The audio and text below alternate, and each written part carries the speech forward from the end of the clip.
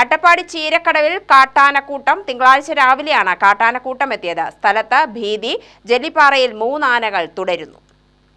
അട്ടപ്പാടി താവളം മുള്ളിറോഡ് മുറിച്ചു വനത്തിലേക്ക് കടക്കുന്നതായാണ് നാട്ടുകാർ കണ്ടത്. ജനം വിവരമറിയിച്ചതിനെ തുടർന്ന് പുതൂരിൽ നിന്ന് റാപ്പിഡ് റെസ്പോൺസ് ടീം സ്ഥലത്തെത്തി ആനക്കൂട്ടത്തെ തുരത്തി.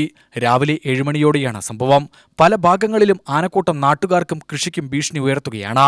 കഴിഞ്ഞ 3 ദിവസം മുമ്പും ഇവിടെ കാട്ടാനശല്യമുണ്ടായിരുന്നു. തിങ്കളാഴ്ച ഇറങ്ങിയത് വേറെ കൂട്ടമാണ്.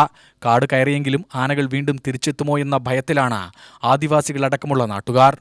അട്ടപ്പാടി ചീരക്കടവിൽ ഇന്ന് രാവിലെ ഇറങ്ങിയ കാട്ടാനക്കൂട്ടം പരുപ്പന്തറ, ചീരക്കടവ്, തേക്കുവട്ട തുടങ്ങിയ പ്രദേശങ്ങളിൽ വ്യാപക കൃഷിനാശമാണ് ഉണ്ടാക്കിയത്.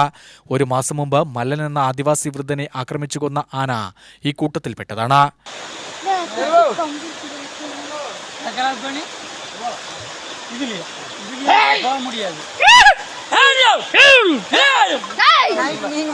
UTV news, Attappadi.